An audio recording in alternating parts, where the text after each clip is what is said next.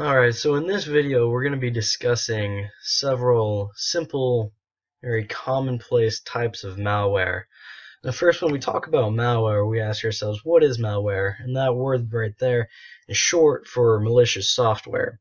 And now that essentially is just software based, you know, it's a software security threat. It's going to be some program or executable that can go and mess up your system. There are plenty and plenty of different types, and that's why we're going over them now. And they each have their different effects with them, and different things that they'll do. So first one we're going to talk about is spyware. Spyware is one of the more quiet types of malware. It's installed without knowledge or consent of the user, and typically what it does is it'll rest on a system and it'll analyze what a user does. It'll pick up bits of information. This can get kind of nasty when things like personal information start coming along. And what this thing does is it passes the information along to a third party. Now these can be marketers or just other attackers who are wondering, oh hey, what's this information that I might want? Typically, spyware comes in as a Trojan, and we'll talk about that in a bit. Rootkits are pretty messy. First, looking at the name root and kit, root is in correspondence to the Linux Unix term for admin, basically, administrator. So you got root, which is basically admin, and then kit. So it's just a collection of malware that provides administrator level access to the attacker.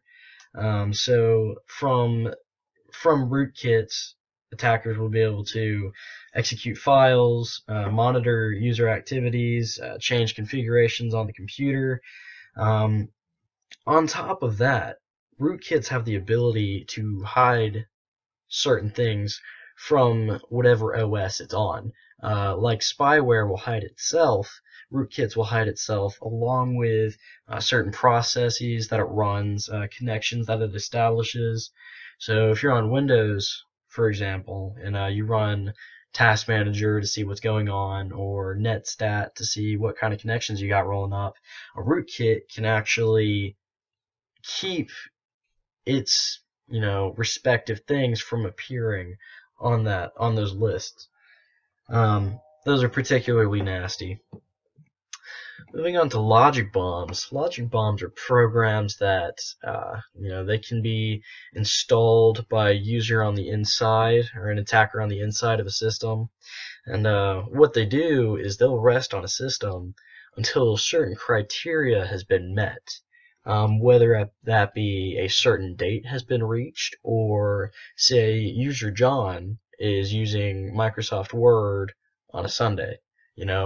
Once something happens, that program will execute, and it hides itself until that point, obviously, and then it can perform some sort of attack, or it can notify the attacker that hey, I'm up and ready to launch an attack. Let me know what you need me to do, and let's go. Trojan horses. These kind of double as their own piece of malware and as a characteristic for other malware, or a way other malware will come into someone's system. If you think of the story of the Trojan horse, you can kind of already have an idea of the characteristics of the malware itself. It's going to come under the guise of another program, so that you're not going to initially see it. It's going to get into your system, and you won't know it's there, and it'll just sit there and mess stuff up, and you might not ever know what's hitting you.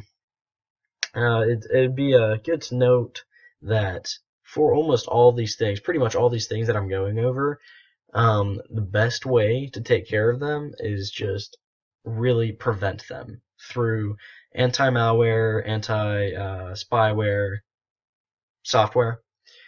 Prevention is going to be the easiest way to take care of these things, because once something can get onto a system, with free roaming access to the entire thing, you're pretty much in a lot of trouble and you're done for.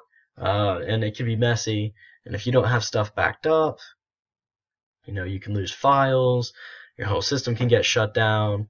So it's always just going to be good to know to have, anti-malware, spyware software running. And, obviously, I'm sure most of you have the common sense when you're on the internet to, not go around looking at those shady sites, that could jump your computer with a virus in 2 seconds, or, when you're receiving emails that, have those, we need your username and password stuff. No, you get the idea, don't open the executables, blah, blah, blah. Oh, look at that. Trojans have viruses. And so, ta-da, you get the idea. Backdoors.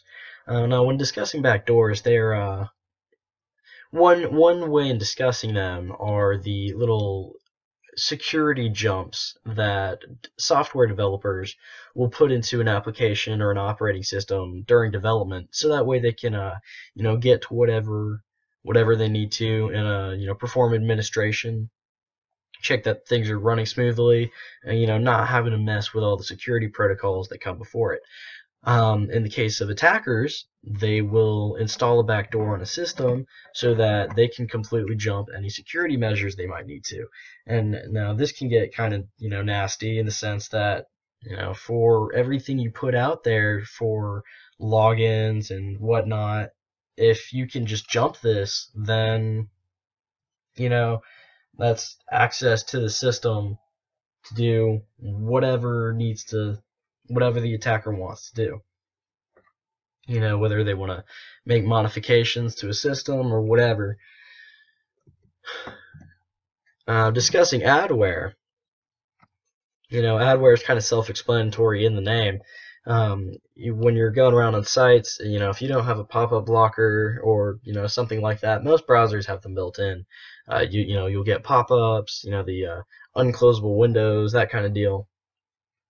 Adware, most of the time, in itself, is harmless. Some adware, though, will perform the processes that spyware does. So, any information that you might be typing up on your computer, or the like, adware can perform the same thing that spyware does, and that can be pretty nasty at times. But again, your anti-malware, anti-spyware, hopefully if you got that, you'll be in tip-top shape. Now, when considering the botnet, this is a pretty interesting one. It works into a master and a slave or zombie architecture. And how it works is you have your master computer infecting a good number of slave computers, the number ranging infinitely to whatever the attacker's needs may be. These botnets will get together and they can basically perform DDoS attacks on websites, overflowing it.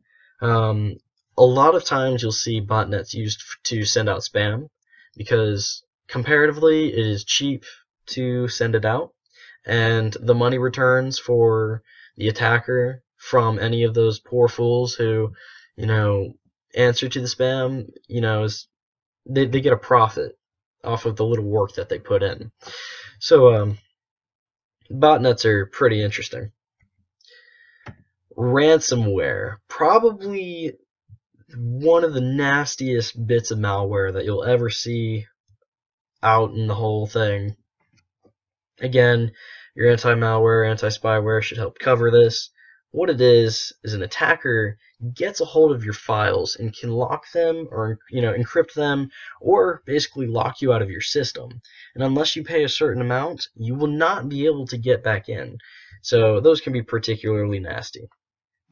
And that wraps up the video on introduction to malware. Hope you enjoyed.